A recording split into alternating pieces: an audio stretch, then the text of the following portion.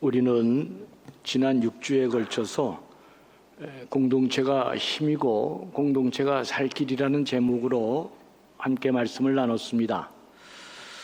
왠지 올해 내년 이 근방 즈음에 하나님이 굉장히 잘해 주실 것 같은 느낌이 들어서 이제 우리가 준비해야 될 것이 무엇인가 많이 생각하고 있습니다. 말씀으로도 하나님의 역사를 잘 이루어 가야 되겠고, 또 우리 성도들 가운데도 공동체로 잘 나가야 되겠고, 그 다음에 뚜벅뚜벅 잘 걸어갈 수 있는 로드맵을 우리 교육자 팀이 잘 만들어야 되겠다, 이제 이런 생각 속에 무너진 공동체를 다시 세우는 느헤미야서를 제가 준비하고 있습니다.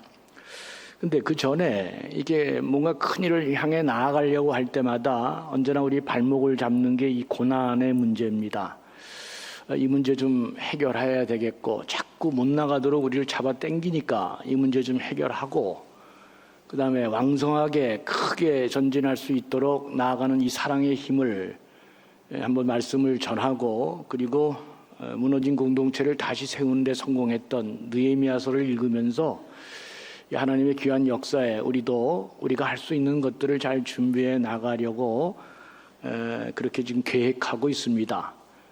그런 가운데 새벽에는 잠언서를 좀 우리가 함께 나눠야 되겠다, 지혜를 갖고 귀한 선택을 잘하고 잘 나가야 돼, 이런 것들을 지금 기획하고 준비하고 있습니다. 오늘은 우리의 발목을 잡는 이 고난의 문제를 여러분들과 함께 생각하면서 은혜를 나누도록 하겠습니다. 여러분, 요즘 삶이 어떻습니까? 물론 이 가운데는 감사하고 기뻐하고 굉장히 행복한 그런 시간들을 보내셨던 그런 교우들도 많이 있을 줄로 압니다. 하지만 통계적으로 보면 지금 삶의 가장 힘든 시간들을 보내고 계시는 교우들이 더 많을 것이라 라는 생각을 제가 하게 됩니다. 왜냐하면 기쁨보다는 너무나 힘든 무거운 짐에 신음하는 분들이 훨씬 더 많기 때문에 그렇습니다. 8월 마지막 주일, 이 예배가 보이지 않는 곳에서 가슴 저리며 눈물 흘리고 계신 분들이 부디 그 깊은 절망의 자리에서 우리를 살려내시는 주님을 성령 가운데 만남으로 소망의 시간, 생명의 시간, 부활의 시간이 꼭 되기를 오늘 주의 이름으로 간절히 축원합니다. 이 살다 보면 참으로 대단히 힘겨운 시간을 겪어내지 않으면 안 될 때가 너무 많이 있습니다. 왜냐하면 우리는 다 완벽한 존재가 아니기 때문에, 한계가 있는 존재이고 부족한 존재이기 때문에 여러 가지 이유로 피할 수 없는 고난의 시기를 우리는 마주하게 되어 있습니다. 어떤 분은 그 고난의 크기가 너무 커서 지금까지 자기가 소중하게 여겨왔던 모든 것들이 이 자기 손에서 모래알 빠져나가듯 다 빠져나가 삶이 처절할 정도로 무너져서 이제 남은 삶을 어떻게 내가 살아야 될 것인가, 이렇게 탄식하고 절망하는 분들도 반드시 계시기 마련입니다. 이런 상황 속에서 어떻게 인생을 계속 살아갈 수 있는 힘을 우리가 얻을 수 있을까? 도대체 무엇이 이 극심한 고난과 역경 가운데 우리를 다시 살 수 있는 힘을 얻게 할 수 있는 것인가? 오늘은 그 문제를 생각해 보려고 합니다. 제가 어른들이 하신 말씀 중에 참 좋아하는 말씀이 하나 있는데, 그 어른들은 인생은 눈 감아도 10리를 가고 100리를 간다, 이제 그렇게 말씀하신 어른들이 많습니다. 여러분, 우리 인생이 뭐 모르면 죽고 또 알면 잘 나가고 그런 게 아니잖아요. 몰라도 살고 잘 알아도 죽는 게 우리 인생이다. 그래서 우리 인생은 눈 감고 가도 10리를 가고 100리를 간다. 어른들의 굉장히 지혜가 담긴 격언이 있습니다. 여러분, 그래서 인생은 모르면 모르는 채로, 답답하면 답답한 채로, 힘에 겨우면 힘에 겨운 대로, 숨이 턱 막히면 막히는 대로 살아가는 것이 그렇게 인생인 것입니다.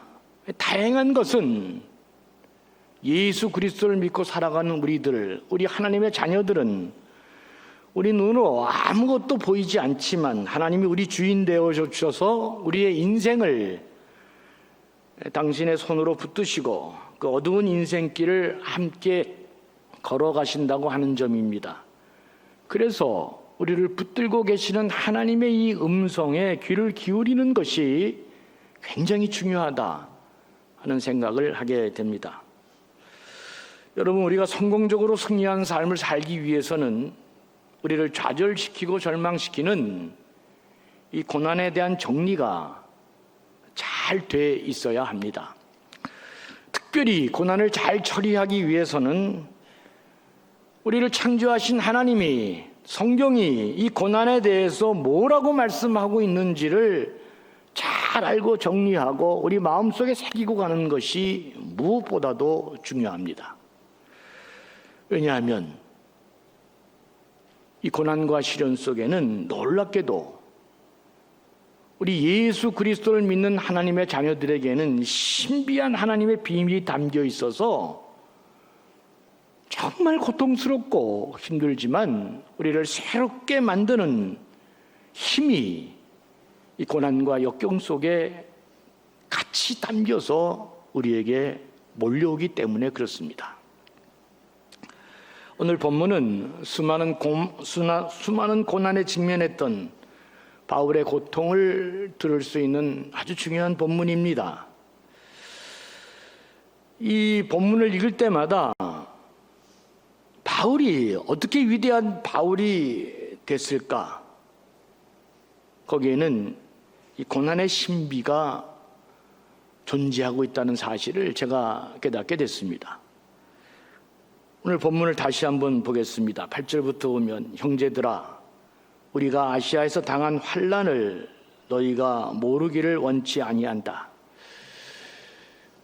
이제 우리 고린도 후서를 보면 바울이 한 영혼을 하나님의 자녀 만들기 위해서 얼마나 많은 고통을 당하고 자기가 얼마나 많은 변신을 했는지 그 눈물겹도록 우리가 읽을 수 있습니다. 그러니까 이제 고린도 후서를 잘 읽으면 목사인 제가 얼마나 싹군인지가 이제 그대로 드러나는데, 그래서 이 바울의 음성은 언제나 하나님의 음성이 담겨 있다, 저 그런 생각 많이 하거든요. 바울은 당대 최고의 사람이었지만 하나님이 특별히 이방인을 위한 위대한 사도로 그를 선택했지만 그는 죽을 때까지 심각한 고난과 어려움 가운데 인생을 살았던 사람입니다. 그래서 그는 신약에서 가장 우뚝 선 위대한 사도가 오늘 우리 모두에게 전해지고 있는 것입니다. 그는 얼마나 많은 고난을 당했는지, 특별히 아시아에서 당한 환난을 너희가 모르기를 원치 아니하노라 말하면서 힘에 겹도록 심한 고난을 당해 살 소망까지 끊어졌다. 그리고 구절을 보니까, 그래서 우리는 다 사형 선고를 받은 줄로 알았다. 그런데 큰 반전이 일어납니다.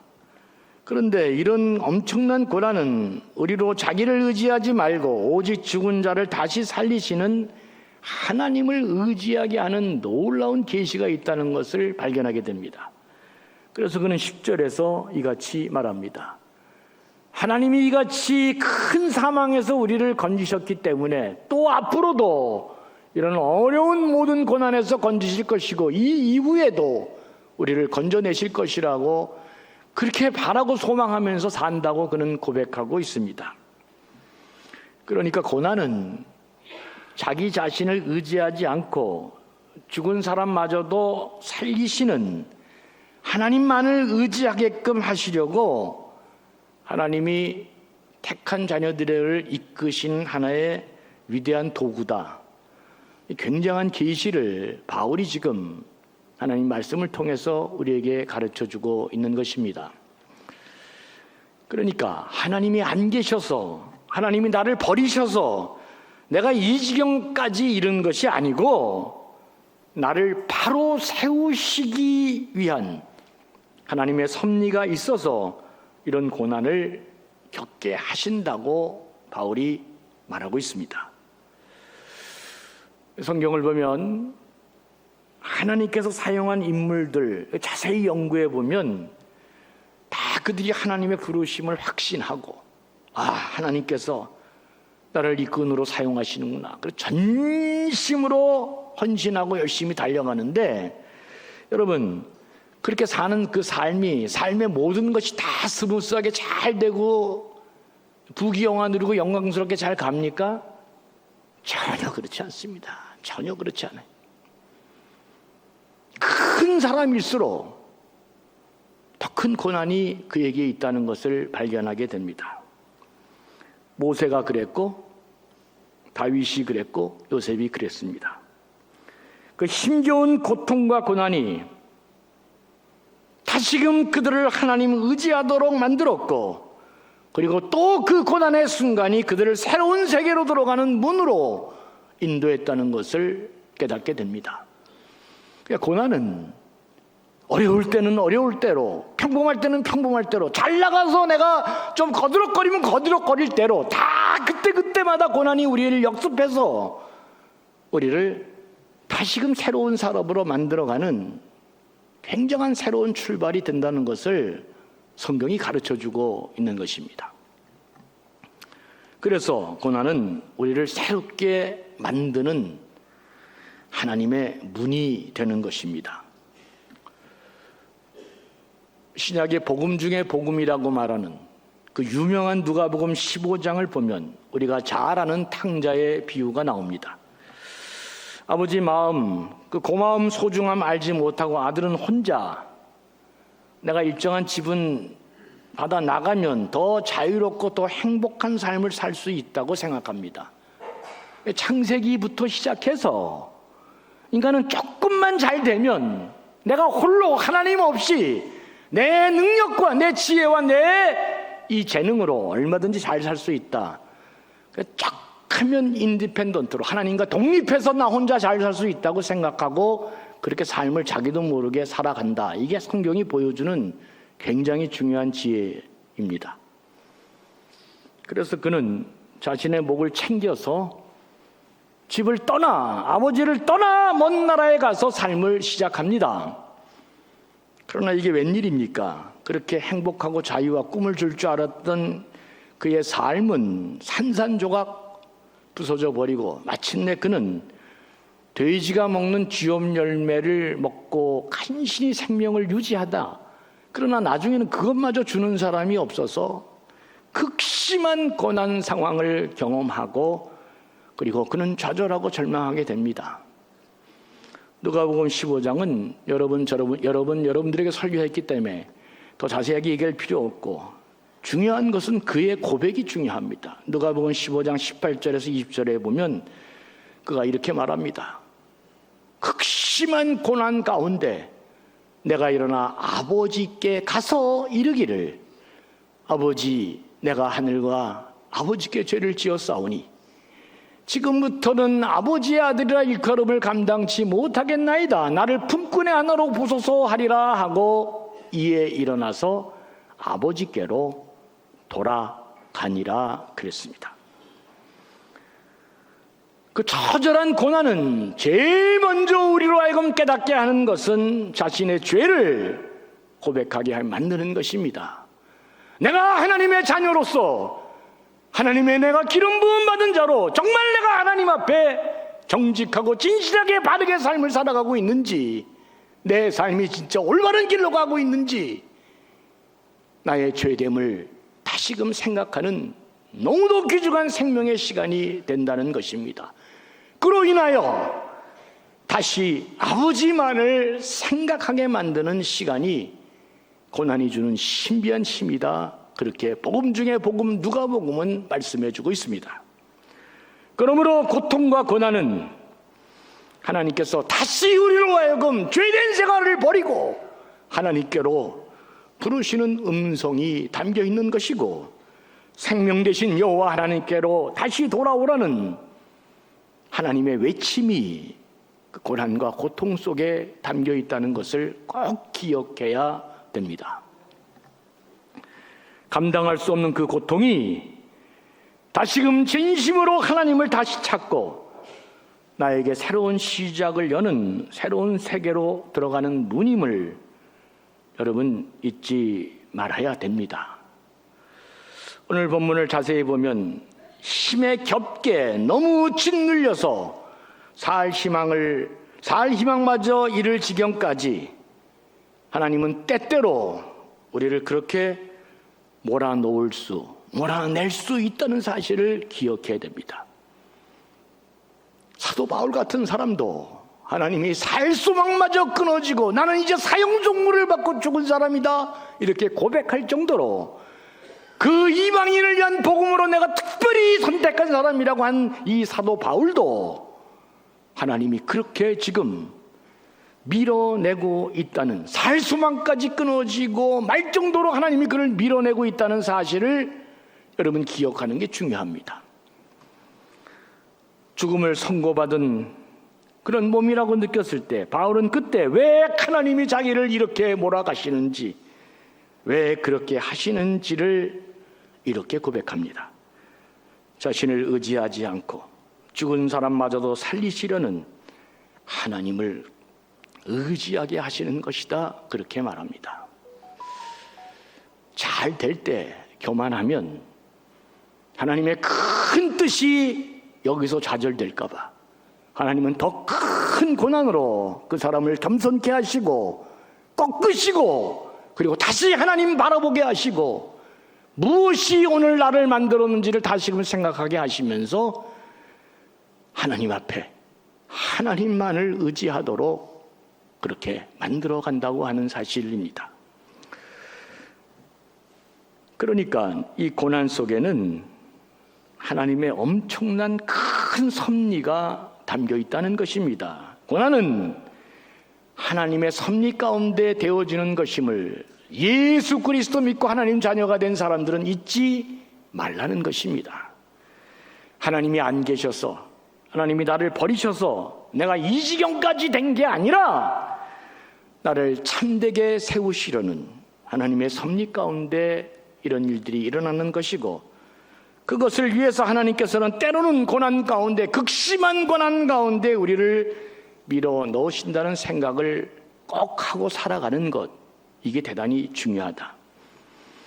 그래서 우리는 고난을 통해 내가 믿는 하나님이 누구시고 내가 지금 내 좌표가 어디로 가고 있는지를 다시금 점검하고 내가 정말 주의 말씀을 의지하고 사는지 다시금 점검하고 반성하는 시간이 되게 되는 것입니다.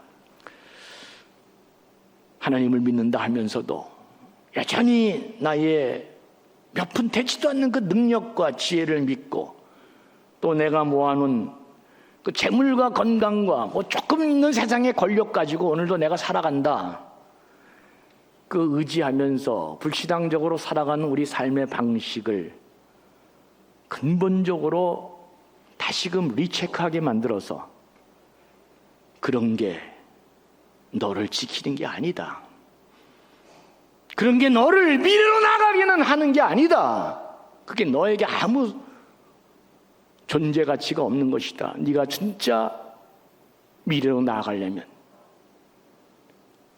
죽은 자를 살리시는 하나님 나를 믿는 자가 돼야 된다. 하나님은 고난을 통해서 이 점을 다시금 우리에게 깨닫게 해주시는 것입니다. 그래서 교회 나와도 그냥 아무 생각 없이 하나님하고 나의 삶은 아무 관계도 없는, 그저 하나님 따로 나 따로 그냥 허상의 하나님, 그냥 액세서리 정도로 그냥 갖고 다니는 하나님, 그 하나님이 이 고난을 통해서 변해서 이제는 진짜 홍해를 가르시고 죽은 자를 살리시는, 살아 역사하시는 하나님이심을 분명히 알게 한다는 것입니다. 그래서 바울이 10절에서 이렇게 고백합니다. 참 중요한 고백이죠. 그가 이같이 큰 사망에서 우리를 건지셨고 또 건지실 것이며 이후에도 건지시기를 그에게 바라노라. 하나님을 전적으로 신뢰하고 믿는 사도 바울의 모습을 보게 됩니다. 그러므로 고난은 자신의 능력과 세상의 그 어떤 것을 믿고 의지하던 우리 삶에서 돌이켜서 참 생명 되시고 능력 되시는 우리 하나님을 진정으로 의지하게 만드는 놀라운 힘을 갖고 있는 것입니다. 그 어떤 사람은 심한 고난을 당하면 그 깔려 죽는 사람이 많이 있고, 그런가 하면 그 어떤 사람은 그 고난과 시련 가운데 얼마나 더 우뚝 서고 찬란히 성장해서 많은 사람들에게 감동을 주고 수많은 사람들을 올바르게 인도하는 사람이 있음을 여러분 보게 됩니다.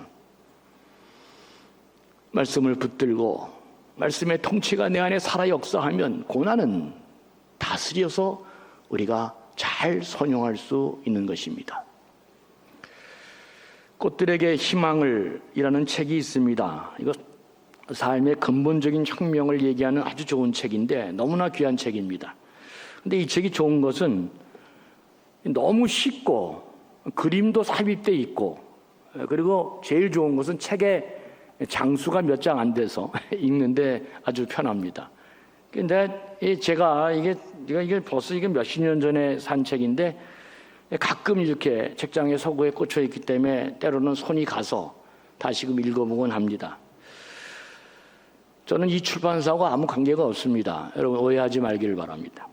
근데 이 책에 나오는 이야기가 오늘 주제하고 상당히 많이 연관돼 있어서 제가 여러분 소개하려고 그러는데, 모든 애벌레들이 이제 더 높은 정상을 오르기 위해서 그냥 서로 싸우는 모습이 이제 나오는데, 그러니까 정상에 올라가려니까 서로를 밟고 죽이고 하면서 온갖 수단 방법 가리지 않고 끊임없이 정상을 향해 이제 이 애벌레들이 나아가는데, 그러니까 이런 삶에는 친구도 동료도 없죠. 여러분 이제 그림 하나를 이제 보게 되는데, 이제 이게 다 애벌레로 안 보이시죠? 그래서 여러분 잘 애벌레로 안 보일까봐 조금 더 구체적인 그림 하나 더 보여주면, 여기에 이제 우리 주인공이 되는 줄무늬 애벌레도 있어요. 근데 여기 제가 그냥 그대로 이 책에 있는 문장을 그대로 제가 한번 읽어드리겠습니다. 여기 책에 뭐라고 나오냐면 이런 표현이 나옵니다. 이 거대한 정상을 향해 돌진하는 이 무리 속에 들어가면 그 다음에 어떤 일이 벌어지느냐? 이제 친구란 있을 수가 없습니다. 동료들이란 다만 하나의 위협이고 장애물일 뿐이었으며, 그는 그들을 발판으로 삼고 기회로 이용할 따름이었습니다. 수단 방법을 가리지 않고 오직 올라가겠다는 이러한 외골의 생각이 도움이 돼서 그는 어느 정도 위치에 올라가 있었습니다. 뭐 이렇게 글이 써 있습니다. 우리 인간의 삶이 끊임없이 정상을 향해 올라가겠다고, 그 정상에 뭐가 있는지도 모르면서 그냥 밟고 누리고, 뭐 그것이 좋은지 안 좋은지 모르지만 그냥 그렇게 지금도 오늘도 치달아 살아 올라가고 있습니다. 근데 이 책의 주인공의 또 하나는 여자 노랑 애벌레가 이제 나오는데, 다들 정상을 향해 나아가고 서로 싸우고 짓밟고 뭐 이렇게 죽이고 막 이러면서 지 남자친구인 이 줄무늬 애벌레가 어떻게 올라가냐 뭐 그거 기다리고 있는데, 이 노랑 애벌레가 뜻밖의 사건을 경험하게 됩니다. 어느 날 늙은 애벌레가 한 마리가 나뭇가지에 거꾸로 매달려 있는 것을 보게 됩니다. 그는 무슨 털 뭉치에 꼼짝없이 잡혀 있는 것처럼 보이는데, 그게 이제 누에고치 안에 있는 늙은 애벌레 하나를 이 노랑 애벌레가 보게 되는 놀라운 사건을 이제 경험하게 되죠. 그래서 노랑 애벌레가 누에고치에 있는 늙은 애벌레한테 이렇게 말합니다. 무슨 사고가 생겼어요? 제가 뭘 좀 도와드릴 일이 없을까요? 이렇게 물어보니까 늙은 애벌레가 말하는데, 아니야, 괜찮아. 고치 안에 내가 이렇게 갇혀 있는 것은 좀 끔찍한 일이긴 하지만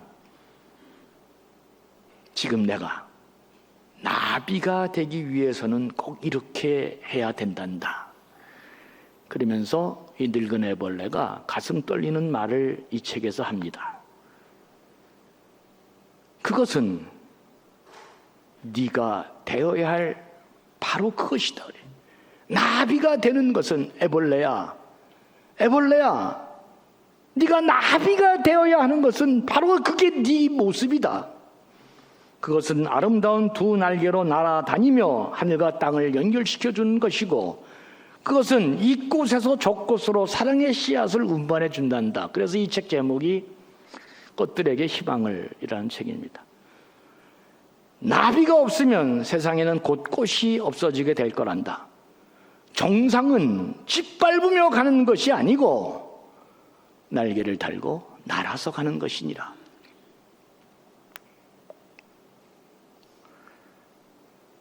노랑애벌레가 놀라서 이렇게 말합니다.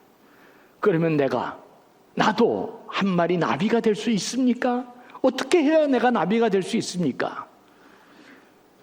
그때 늙은 애벌레가 이렇게 말하죠. 나를 잘 보아라. 나는 지금 고치를 만들고 있단다. 내가 마치 숨어버리는 것 같이 보이지만 이 누에고치죠. 누에고치는 피에 달하는 것이 아니란다. 변화가 일어나는 잠시 머무는 여인숙과 같다. 애벌레의 삶으로는 다시 결코 돌아갈 수 없는 것이니까 그것은 하나의 커다란 도약이지 놀라운 변화가 일어나고 있지. 애벌레가 나비로 만들어지는 일이니까. 그러니까 나비가 되기 위해서는 반드시 누에고치라는 어두운 동굴을 통과해야만 이 일이 가능하다. 이 늙은 애벌레가 이 젊은 노랑 애벌레에게 말하는 장면입니다. 사랑하는 교우 여러분, 이처럼 고난은 옛날의 나를 새로운 나로 바꾸는 놀라운 문이라는 사실을 잊지 말아야 됩니다. 하나님은 고난을 통해서 예수 안 믿는 사람들은 재수가 없으려니까 나한테 이런 일이, 저 인간을 내가 만나면 죽여버려야 되겠다, 이런 복수에 불타지만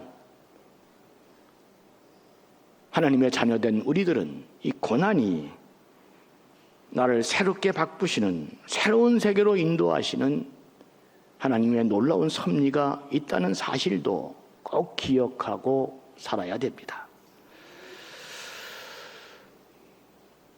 새로운 문으로 인도하신다면 문의 특성이 있잖아요. 문은 밀어야 열리는 것입니다. 우리가 문을 밀지 못하고 거기서 삶을 끝내서는 도저히 안 되는 것입니다. 하나님은 우리 인생을 그렇게 끝내라고, 우리를 하나님의 자녀로 택한 것도 아니고 우리의 생명을 이 땅에 보낸 것도 아닙니다. 그렇게 처참하게 우리 인생을 마감하라고 이 세상에 생명을 보낸 게 아니라는 말입니다.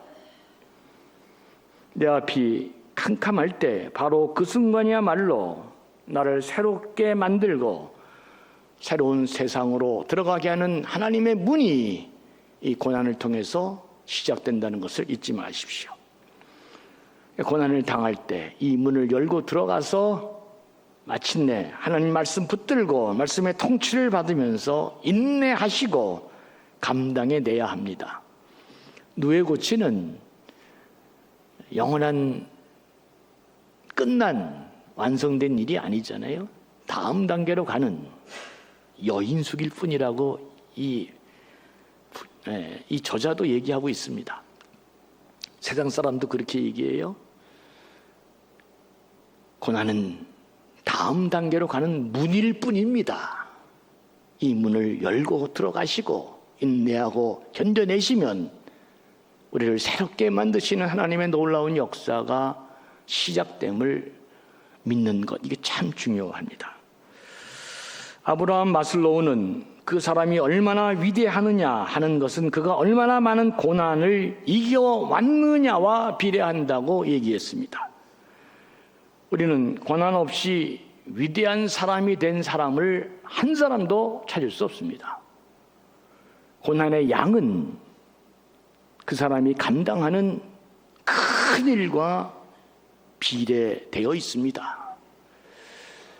여러분, 아무런 고난 없이 그거 탄식하고 절망하고 거친 한 번도 숨을 내쉬지 않는 사람이 최고의 정상에 올라가면 나라 망하는 것입니다. 절대로 그런 사람이 지도자가 되고 최고의 책임자가 되면 그 나라 망하는 것입니다. 여러분, 우리나라에는 수많은 목숨을 거의 잃을 뻔한 사람들이 대통령 된 사람도 있습니다. 그러나 그런 사람이 나라를 통치해도, 그렇게 잘해도 여러분, 나라가 그렇게 쉽게 바뀝니까? 나라 통치하는 게 얼마나 어려운 일입니까? 한 공동체를 운영하는 장도 다 마찬가지고 한 사업장을 운영하는 장도 마찬가지입니다. 그렇게 어려운 시련과 고난을, 생명을 다 잃어버릴 만한 죽음을 당하고 그렇게 지도자가 됐어도 나라를 운영하는 게 어려운데, 이게 가벼운 존재가 아무런 고통도 모르고 인간의 삶도 알지도 못하고 평생을 그냥 즐기며 사는 사람이 최고의 책임자가 되면 그건 나라 망하는 것입니다. 고난은 그 사람이 감당하는 그 크기에 따라서 하나님이 결정해 주시고, 그 고난을 이겨냄으로써 위대한 일을 하도록 하나님이 그를 인도해 가신다는 사실을 잊지 말아야 됩니다. 고난이 없으면 훌륭한 역사를 기대하는 것은 불가능합니다. 사도 바울은 감옥에서 마침내 그의 신앙의 가장 성숙한 경지를 나타내는 빌립보서를 썼습니다. 그 어떤 삶 가운데도 희락과 기쁨의 그 귀한 서신을 그는 완성해냈습니다. 존 번연도 감옥에서 철로 역정을 썼고, 밀턴 역시 눈먼 후에야 영적인 눈을 떠서 그 위대한 신라곤이라는 작품을 썼습니다. 더욱이 베트벤은 그 귀가 들리지 않을 때 자신의 가장 위대한 마지막 9번째 합창 교향곡을 만들어냈습니다. 음악가가 귀가 안 들리는데, 그게 무슨 조그마한 노래 작곡하는 것도 아니고 교향곡을 창조해내는데, 귀가 먹은 사람이 어떻게 이런 곡을 쓸 수 있었겠습니까? 귀가 먹었기 때문에 이런 곡을 만들어낸 것입니다. 우리 모두는 고난 속에서 말씀하시는 하나님의 음성을 잘 들어야 됩니다. 성경 말씀에 저는 이사야 48장 10절이 압권이라고 생각합니다. 내가 너를 고난의 풀무불에서 택하였노라. 하나님이 그렇게 말씀하십니다. 내가 너를 고난의 풀무불에서 택했노라 그랬습니다. 고난을 잘 다스릴 수 있기를 바랍니다. 고난은 문일 뿐입니다. 이겨내시고 견뎌내시고 마침내 문을 밀고 나아가면은 그 고난을 통해서 새롭게 하나님의 역사하시는 것을 보게 될 것입니다. 여러분, 하나님께서 내가 너를 고난의 풀무에서 택했노라 이렇게 말씀하실 때 어떻게 응답할 것입니까? 최고의 응답이 여기에 있습니다. 욥은 욥기 23장 10절에서 이렇게 말합니다. 내가 가는 길을 그가 아시나니 그가 나를 단련하신 후에는 내가 순금같이 되어 나오리라 그랬습니다. 하나님이 내 인생길을 그가 주관하고 계시니 하나님이 나를 단련하신 후에는, 옛날 성경에는 정금같이라고, 내가 정금같이 되어 나올 것입니다. 그 고백이 이제는 21세기 욥의 고백이 아니라 우리의 고백이 되어야 되는 것입니다. 그렇게 고난을 다스리고 그렇게 고난을 우리가 잘 선용하면서 마침내 하나님께서 인도하시는 그 길로 가야 하는 것, 이게 예수 그리스도 믿고 하나님 자녀된 삶의 아주 중요한 고백이 되는 것입니다. 이제 말씀을 마칩니다. 제 인생도 돌아보면 고난은 언제나 참 힘들고 어려운 순간이었지만 문이기 때문에 밀고 견디고 인내하면서 나아갔더니 역시 고난은 언제나 새로운 축복의 시작이었고 새로운 출발점임을 저는 분명히 내 인생을 통해서도 고백할 수 있습니다. 고난과 시련의 성경적인 의미를 잘 깨달아 알으셔서 부디 고난과 이 고통 속에 하나님의 역사하시는 섭리를 잘 보시고 믿음의 사람들로 우뚝 서서 반드시 하나님의 영광을 경험하는 복된 분들이 되시기를 주의 이름으로 간절히 축원합니다. 하나님 아버지, 오늘도 우리 삶 가운데는 피할 수 없는 고난의 연속임을 고백하지 않을 수 없습니다. 고난이 그런 것이라면 하나님 말씀의 통치 안에 우리 자신을 잘 묶어두어서 오직 의인은 믿음으로 말미암아 산다 했사오니 고난을 잘 다스리시고 하나님의 능력으로 마침내 승리하고 더 큰 세계로 나아가는 축복의 역사가 우리 감전의 모든 백성들에게 있게 해 주시옵소서. 감사하며 예수님의 이름으로 간절히 축복하며 기도합니다. 아멘.